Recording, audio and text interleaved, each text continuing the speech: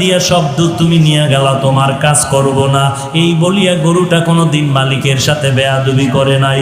কোরবানির বাজারে যদি গরু বিক্রি করতে নাও, বিক্রি যদি না হয়, রশিটা গলায় পেঁচায় দিলে গরুটা মালিকের আগে আগে বাড়ি চলিয়া যায়।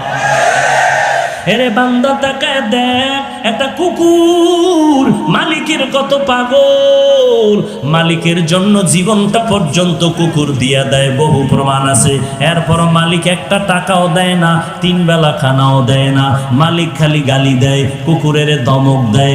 এত ধমক খাওয়ার পরেও কুকুর মালিকেরে ভুলে না, মালিকেরে ভুলে না, বেয়াদবি করে না।